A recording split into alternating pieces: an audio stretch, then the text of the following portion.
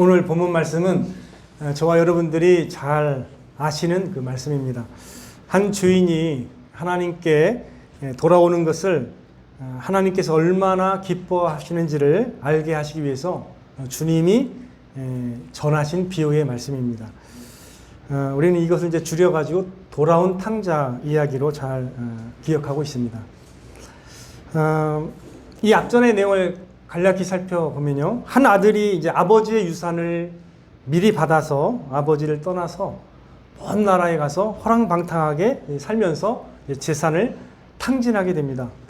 그 후에 이제 그 땅에 흉년이 들게 되는데요. 그래서 그는 더욱 궁핍해졌습니다.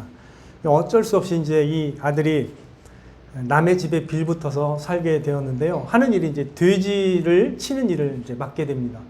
근데 너무 배가 고픈데 돼지가 먹는 쥐엄 열매를 마음껏 못 먹게 됐어요. 그래서 이제 그때 생각한 게 내가 여기서 이렇게 줄여 죽는구나.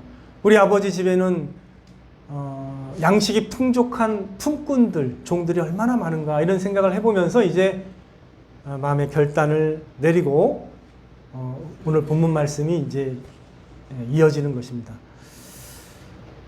그러니까 일어나서 이제 이렇게 내가 아버지께 고백해야 되겠다. 아버지께 가가지고 내가 하늘과 아버지께 죄를 지었사오니 지금부터는 아버지의 아들이라 일컬음을 내가 감당하지 못하겠나이다. 나를 그저 품꾼의 하나로 보아 주십시오. 라고 이렇게 이제 내가 말씀드리겠노라. 라는 결단을 하면서 이제 돌아간 거예요. 아버지를 떠난 삶의 그 참 비참함과 어려움을 많이 느꼈을 겁니다. 그래서 그런 어떤 내가 종이 되는 한이 있더라도 내가 아버지 집에 가서 다시 돌아가야 되겠다 이런 생각을 한 것이죠. 자, 우리 20절을 한번 함께 읽어보겠습니다. 자, 20절. 이제 일어나서 아버지께로 돌아가니라. 아직도 거리가 먼데 아버지가 그를 보고 측은히 여겨 달려가 목을 안고 입을 맞추니. 자, 이렇게 주님께서 묘사를 섬세하게 하십니다. 이거는 하나님 아버지의 사랑이 얼마나 선하고 또 아름다운 깊은 사랑인지를 드러내시는 그런 표현을 예수님께서 직접 하고 계신데요. 자, 아버지의 아들을 향한 마음이 간절하고 애탔던 것 같아요. 그래서 아버지는 늘 기다리고 있었던 것 같아요. 근데 아들이 저 멀리서 오니까 거리가 먼데 바로 알아봅니다. 그러니까 아들임을 알아보고서 아들의 행색이 많이 좋지 않았을 거예요. 많이 누추했을 겁니다. 근데 그걸 딱 멀리서 바로 알아보시고 그를 측은히 여겼다고 표현이 되십니다. 그리고 반응이 어떠셨죠? 아버님께서? 아버지가 아들을 향해서 달려가셨습니다. 보통 그 노인이 되면 어떻게 달릴 수 있어요? 어렵잖아요. 그죠? 걸어오시는 것만 해도 감사한데 아버지는요 달려갔어요. 아들을 향해서 달려가셨습니다. 멀리 거리가 먼데도 달려갔어요. 그리고 그 아들의 목을 안고 입을 맞췄다라고 주님께서는 그렇게 표현을 하고 계십니다. 참으로 놀라운 하나님 아버지의 사랑을 이렇게 묘사하고 있습니다. 호세아 11장 8절 말씀 보면 하나님의 사랑을 이제 이렇게 묘사하는데요. 제가 읽어볼게요. 에브라임이여 내가 어찌 너를 놓겠느냐. 이스라엘이여 내가 어찌 너를 버리겠느냐. 내가 어찌 너를 아드마같이 놓겠느냐. 어찌 너를 스보임같이 두겠느냐. 내 마음이 내 속에서 돌이키어 나의 긍휼이 온전히 불붙듯 하도다. 이렇게 말씀하고 있습니다. 하나님의 사랑을 표현할 때 성경에서도 하나님의 사랑이 그의 백성을 향해서 불붙듯 하다고 이렇게 표현하고 있습니다. 굉장히 그 뜨거운 표현이 있잖아요. 나의 사랑이 막 불붙는다라는 거는 감히 우리도 잘 안 쓰잖아요. 그죠? 아주 막 사랑이 막 차고 넘치는 사람만이 혹시 그렇게 사용할 수 있을 것 같아요. 저도 뭐 가족들을 사랑하는데 그런 표현을 잘 못 쓰는 것 같아요. 가까운 그 아내한테도 사랑한다라는 말을 죄송합니다. 이렇게 많이는 못했던 걸로 기억납니다.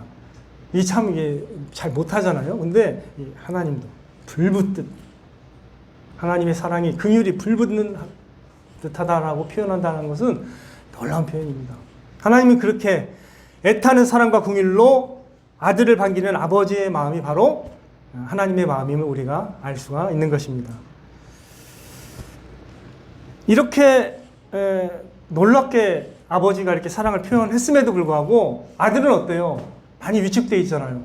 왜 그랬을까요? 본인이 아버지의 의도와 뜻을 많이 무시해가지고 허랑방탕하게 살았지 않습니까? 아버지를 떠나서 아버지를 무시한 날들이 많이 있다라는 거예요. 그러다 보니까 그런 말이 안 나오는 거예요. 아버지 저를 아버지 아들로 받아주셔서 이런 말조차 안 나오는 거예요. 그래서 어떻게 얘기합니까? 21절 이것도 함께 다시 읽겠습니다. 자, 시작. 아들이 이르되 아버지 내가 하늘과 아버지께 주의를 지었사오니 지금부터는 아버지의 아들이라 일컬음을 감당하지 못하겠나이다. 이렇게 본인도 체면이 있어서 그렇게 말씀을 드린 거예요. 근데 아버지는 어떻게 하시죠? 종들에게 이르되 22절 보면요. 제일 좋은 옷을 내어다가 입히고 손에 가락지를 끼우고 발에 신을 신기라. 최고의 대우를 다시 하라고 얘기하시죠. 그죠? 아버지의 사랑은 변함없습니다. 변함이 없다라는 거예요.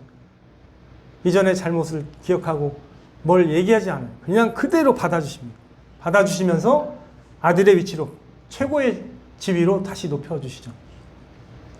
그리고 하시는 말씀이 23절에 살찐 송아지를 끌어다가 잡으라. 우리가 먹고 즐기자. 이렇게 말씀하십니다. 24절 이 내 아들은 죽었다가 다시 살아났으며 내가 잃었다가 다시 얻었노라. 이렇게 아버지가 말씀하시면서 잔치를 벌이면서 너무 기뻐하시는 거예요. 그냥 아버지의 마음입니다. 아버지는요 아들을 되찾았으므로 너무나 기쁘고 감사해서 잔치를 벌이면서 함께 기뻐하기를 원했던 것입니다. 이것이 바로 주인이 아버지이신 하나님께 돌아올 때 하나님이 품으시는 하나님의 기쁨인 것입니다. 제 은송이가 5살 때쯤입니다. 저녁이었던 것 같아요. 저녁에 이제 어떤 음식점에서 밥을 먹다가요 화장실에 가고 싶다고 해서 제가 같이 갔습니다. 근데 저도 마침 또 화장실에 가고 싶어서 화장실 간 다음에 기다리라고 딱 얘기했습니다. 빨리 나올 것 같아서 제가 얘가 이제 어디로 튈지 모르니까 저도 좀 성향을 아니까 가지 말고 기다려라 이렇게 하고 얘기하고 나왔는데 사라졌습니다. 찾아봤는데 없어요. 그래서 식당에 들어가서 얘기를 하고 다 밥 먹다 말고 다 나와서 어두우니까 다 이제 밖으로도 가고 지하실로도 가고 다 갔습니다. 안 보이는 거예요. 그리고 막 그 짧은 순간인데 막 여러 생각이 막 드는 거예요. 누가 낙하채 갔나? 굉장히 생각이 많은 생각이 있으시더라고요. 옆집 딱 식당에 가니까 거기서 태연하게 식당 주인이 준 아이스크림을 먹고 편하게 앉아 있는 거예요. 올 생각을 안 하고 거기서 그랬던 은송이었습니다. 근데 너무나 큰 안도감과 기쁨이 있으면서도 참 어이가 없는 그런 감정을 느끼긴 했는데요. 우리가 다 부모들이 그렇죠. 자녀에 대한 마음이 끔찍합니다. 오늘날 자녀를 키우는 그 젊은 부모들, 또 제가 이제 지인들을 보면은요, 카톡 사진이 다 있는데 온통 자녀들 사진뿐입니다. 대부분 그래요. 그들에게 놀라운 기쁨이 자녀예요. 하나님이 주신 마음이죠. 하나님께서 영원 자기 자녀를 사랑하도록 그렇게 지으셨어요.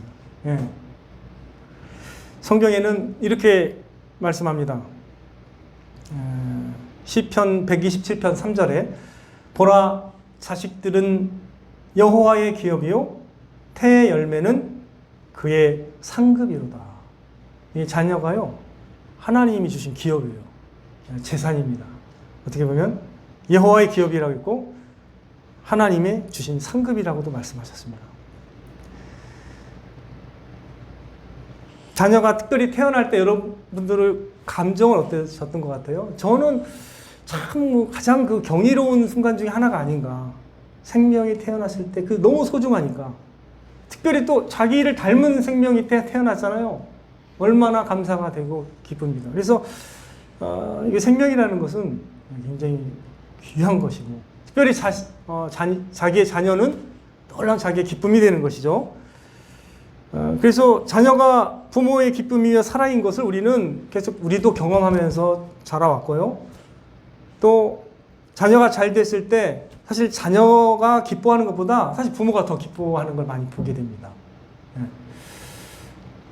그리고 사실은 저도 뭐 이제 50대지만 저희 부모님을 다 이해하는 데까지 시간이 많이 걸리더라고요. 저도 젊었을 때 제가 다 아는 것처럼 생각했는데 아는 게 아니에요. 보니까 잘 몰라요.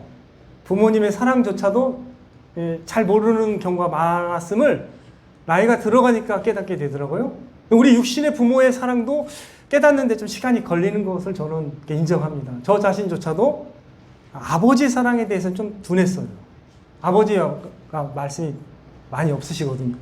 보통 어머님은 다정하잖아요. 그러니까 어머님의 사랑은 좀 일찍 깨달아요. 근데 아버지의 사랑은 어떤 경우는 상당히 늦게 깨닫는 것 같아요. 네. 물론 다 똑같은 건 아니에요. 더 다정한 아버님도 계실 수도 있습니다. 전 잘 모르겠지만 하여간 다정한 아버님이 계시더라고요. 여기 하누리교회 보니까.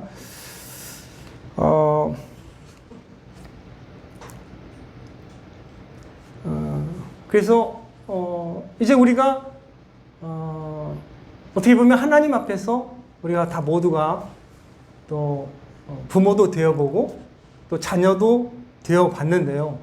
특별히 이제 자녀주의를 맞이해서 우리가 이제 자녀들에게 무슨 말씀을 전할까 생각하다가 저는 이 말씀을 좀 전해야겠다, 이런 또 하나님께서 확신을 주셨습니다. 자녀들이 육신의 부모에게도 놀라운 기쁨이지만 하나님에게는 어떨까요? 더 큰 기쁨이 된다는 것을 우리가 더 알 필요가 있습니다.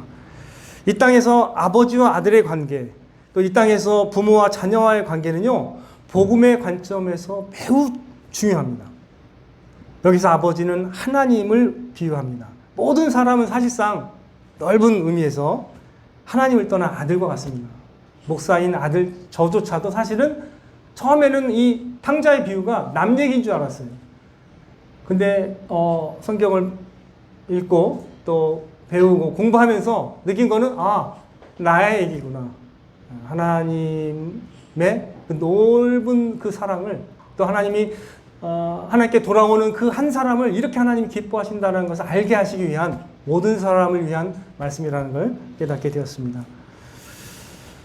자, 아버지 하나님을 떠난 삶에 대해서 우리가 참으로 비참함을 깨닫게 되고 또 자신의 주인됨을 깨달아 가면서 애통해야 하는 마음을 갖게 되면은요, 우리 아버지께 돌아갈 마음이 생겨요. 그래서 아버지께 돌아가게 됩니다. 그게 성경에서는 그걸 회개라고 말하는 것이고, 다른 측면에서는 그것을 믿음이라고도 말할 수 있어요. 아버지께 돌아가기로 작정하는 것도 믿음이에요. 그게. 그래서 아들이 돌아왔을 때 하나님이 가장 기뻐하십니다.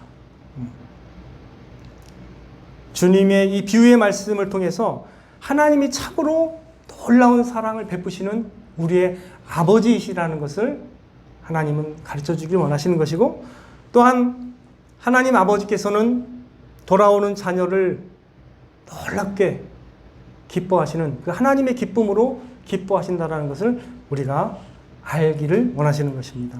자, 복음이 이끄는 궁극적인 장소는 어디예요? 천국이잖아요. 복음이 이끄는 궁극적인 장소는 천국입니다. 그렇다면 이렇게 한번 질문해 볼 필요가 있어요. 복음이 이끄는 궁극적인 관계는 무엇인가? 하나님이 우리를 도대체 이끌어가지고 어떤 관계에 놓기를 원하시는가? 한번 질문해 볼 필요가 있습니다. 복음은요, 참으로 영광스러운 관계로 이끄는 하나님의 놀라운 소식인데요. 한 주인이 예수 그리스도 안에서 하나님의 아들이 되게 하는 것이 복음입니다. 그래서 복음은요, 영광의 하나님이 나의 아버지가 되는 관계로 궁극적으로 인도하는 것이 바로 복음입니다. 이걸 우리가 기억하면 좋을 것 같아요. 자, 그러면 우리의 모든 우리가 받을 수 있는 놀라운 관계적 축복은요, 하나님과 그 아들의 관계에서 우리가 모티브를 찾을 수가 있습니다. 하나님이 얼마나 그 아들을 또 사랑하시고 기뻐하시는지를 알 때 우리도 동일한 걸 기대할 수가 있습니다. 자, 우리 한번 두 말씀을 찾아보도록 하겠습니다. 마태복음 3장 16절 17절인데요. 제가 이전에도 종종 언급했던 것 같습니다. 마태복음 3장 16절에서 17절 말씀 찾아보겠습니다. 신약성경 마태복음 3장 16절 17절 말씀입니다.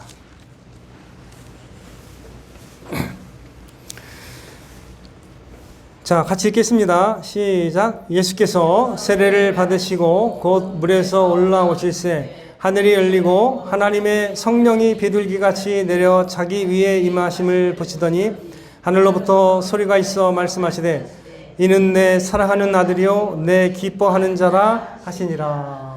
아멘.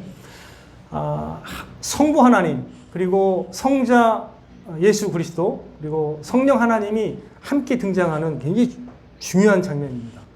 이 장면에서 하나님께서 음성을 들려주셔서 하신 말씀이 이는 내 사랑하는 아들이요 내 기뻐하는 자라, 이렇게 말씀하고 계시는 겁니다. 또 변화산상에서 예수님께서 제자들을 베드로, 요한, 야고보 3명을 데리고 변화산상에 가셔서 기도하실 때 놀랍게 변화되죠. 그때도 동일한 장면이 연출됩니다. 놀라운 광경을 보는 거죠, 제자들이.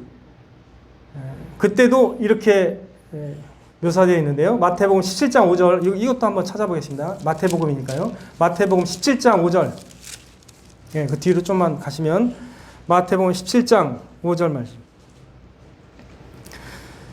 우리 같이 읽겠습니다. 시작. 말할 때 호련히 빛난 구름이 그들을 덮으며 구름 속에서 소리가 나서 이르시되 이는 내 사랑하는 아들이요 내 기뻐하는 자니 너희는 그의 말을 들으라 하시는지라. 아멘. 여기서도 동일하죠. 하나님께서 지금 음성으로 뭘 말씀해 주시기 원하는 거예요? 내가 보낸 이 아들은 내가 가장 사랑하고 기뻐하는 사람이라는 거예요. 하나님이 우리에게 알게 하시는 건 뭘까요? 그러면 이렇게 음성으로 이렇게 분명하게 2번이나 말씀해 주신 이유는 뭘까요? 모든 영광의 하나님이 그 아들 예수 그리스도를 향하여 품고 계신 기쁨과 사랑에 우리가 주목하기를 원하시는 거예요. 거기에서 복음이 흘러나오는 거예요. 원래 하나님이 그 아들을 향해서 갖고 계시는 사랑과 기쁨이 너무나 충만하기 때문에 우리도 그 관계로 초청하시는 겁니다. 하나님의 놀라운 사랑을 맛보고 그 안에서 안식하고 영원토록 살게 하도록 하기 위해서 이 장면을 보여주시는 거거든요. 항상 기준이 뭐냐면요, 우리가 다른 사람을 사랑할 때도 그래요. 항상 주님이 이렇게 말씀하세요. 요한복음 15장 9절에도 아버지께서 나를 사랑하신 것 같이 나도 너희를 사랑하였으니. 항상 기준이 누구냐면 하나님이거나 그 아들 예수 그리스도가 기준입니다. 항상. 왜냐하면 우리는 하나님이 왜 부르셨어요? 그 맏아들의 형상을 본받게 하기 위해서 정하셨다고 로마서 8장 29절 30절에 말씀하고 계시잖아요. 그죠? 항상 기준은 예수 그리스도입니다. 예수 그리스도가 나의 기준이고 예수 그리스도가 내가 받을 복의 저장소예요. 그렇기 때문에 하나님과 그 아들의 관계를 우리가 미리 이렇게 내다본다면 복음이 얼마나 풍성한 것인가를 우리가 상상할 수가 있습니다. 요한복음 17장 23절에도 이렇게 말씀하세요. 요한복음 17장 23절 제가 읽을게요. 곧 예수님이 하신 말씀인데요. 곧 내가 그들 안에 있고 아버지께서 내 안에 계시어 그들로 온전함을 이루어 하나가 되게 하려 함은 아버지께서 나를 보내신 것과 또 나를 사랑하심 같이 그들도 사랑하신 것을 세상으로 알게 하려 함이로소이다. 예수님의 기도입니다. 기도인데 나를 사랑하심 같이 그들도 사랑하신 것을 세상으로 알게 하시기 원한다는 거예요. 그러니까 항상 기준이요. 하나님이 예수 그리스도를 향해서 갖고 계신 그 사랑과 기쁨을 우리에게도 확산시키기 원하신다라는 그런 말씀입니다. 우리는요, 하나님이 보여주신 사랑을 깨닫고 나서야 이 사랑하는 것을 더 배워나가고 또 그것을 실천하는 그런 믿음의 생활을 하게 되잖아요. 요한일서 3장 16절에도 이렇게 기준이 돼요. 예수님 이렇게 말씀하셨죠. 사도 요한이 이렇게 얘기했죠. 그가 우리를 위하여 목숨을 버리셨으니 우리가 이로써 사랑을 알고 우리도 형제들을 위하여 목숨을 버리는 것이 마땅하니라. 이렇게 말씀하십니다. 항상 기준이 예수 그리스도. 자, 요한복음 13장 34절에 새 계명을 줍니다. 새 계명을 너희에게 주노니 서로 사랑하라. 새 계명의 핵심이 뭐죠? 내가 너희를 사랑한 것 같이 너희도 서로 사랑하라. 기준이 되는 거죠. 주님이 복음은 궁극적으로 하나님과 그 아들이 누리시는 놀라운 사랑과 기쁨의 관계로 이끌어서 우리도 그 안에서 최고의 행복을 누리게 하시려는 것이 바로 하나님의 목적이라고 저는 믿습니다. 하나님께서요, 어떻게 하면 하나님의 자녀가 우리로 하여금 어떻게 하면 하나님의 자녀가 되게 하셨죠? 요한복음 1장 12절에 영접하는 자, 곧 그 이름을 믿는 자들에게는 어떻게 해요? 하나님의 자녀가 되는 권세를 주셨다 했습니다. 믿음으로 우리가 하나님의 자녀가 되는 거거든요. 믿음으로. 로마서 8장 17절 자녀이면 또한 상속자, 곧 하나님의 상속자라고 말씀하셨습니다. 자녀가. 우리가 자녀가 되잖아요. 하나님의 자녀. 그러면 어떤 특권이냐면 하나님의 상속자입니다. 그러니까 내 앞에, 이름 앞에 하나님이 붙어요. 항상. 하나님의 아들, 하나님의 상속자가 됩니다. 사실 이거보다 더 영광스러운 게 없어요. 여러분이 삼성 이재용의 아들이라면 대단한 겁니다. 어디를 가나 이게 대단할 거예요. 그죠? 이 세상에서 사는 동안은 뭐 대단할 겁니다. 왜 그래요? 그 아버지가 누구이기 때문이에요? 이재용이기 때문입니다. 근데 이재용은 이 세상에 지나가는 사람이에요. 이 세상에는 모든 게 다 지나가고 영원하지 않습니다. 그러나 오직 하나님의 하나님을 알고 하나님을 믿는 사람은 영원한 것이거든요. 그래서 하나님이 나의 하나님 되는 것보다 더 큰 영광이 없습니다. 여러분이 아무리 묵상하고 찾아봐도 그것보다 더 영광스러운 게 없어요.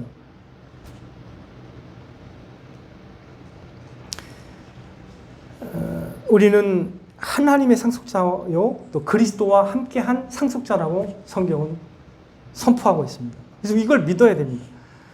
우리는 그리스도와 함께 하나님의 놀라운 그 천국을, 하나님의 것을, 하나님의 기업을 소유로 받은 사람이라는 걸 꼭 기억하시기 바랍니다. 하나님의 아들의 특권을 영원토록 누리게 된다는 것이에요.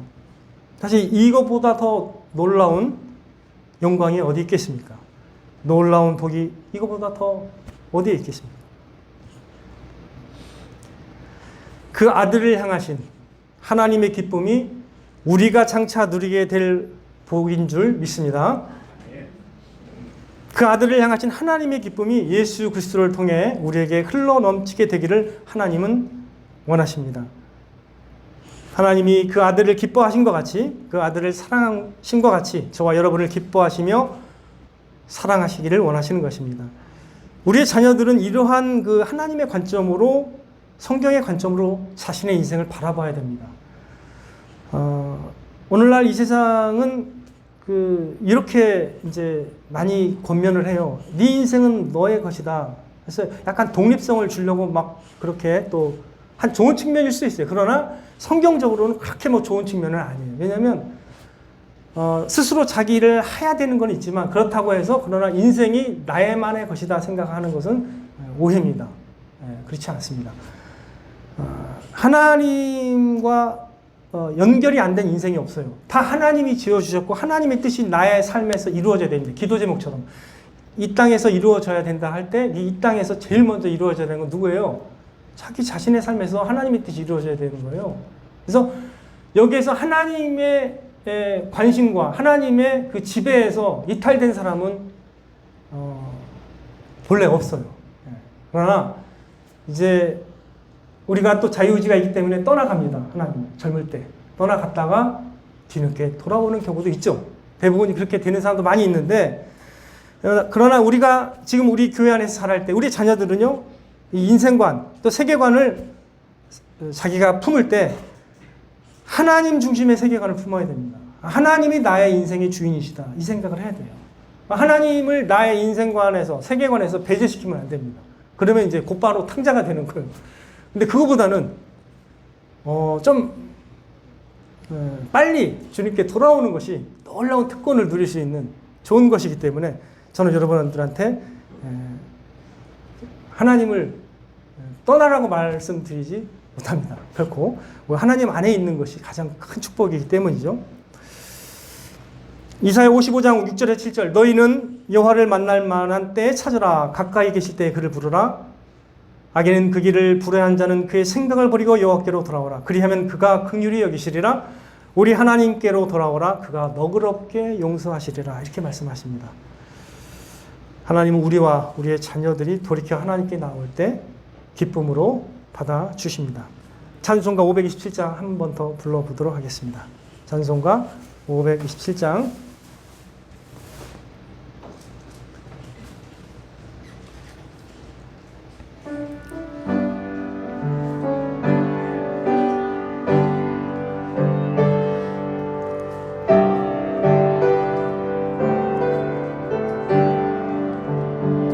어서 돌아오 어서 돌아마오 지은 죄가 무리 무겁고 크기로 주 얻지 못한다고 못 받으시리요. 우리 주의 넓은 가슴 하늘보다 넓고 넓어.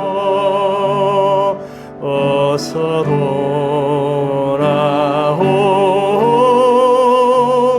어서 돌아마오.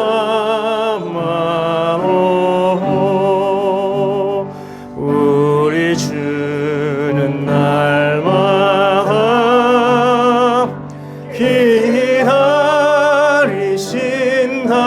기다리신다오. 밤마다 문 열어놓고 마음 졸이시며 추악한 자식 돌아오기만 밤새 기다리신다오.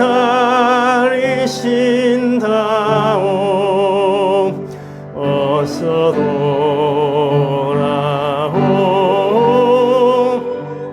어서 돌아마오. 채찍맞아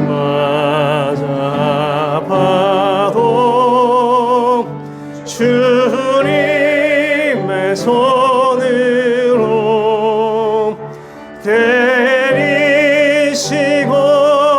어루만져 위로해 주시는 너희 주의 넓은 품으로 어서 돌아오소서.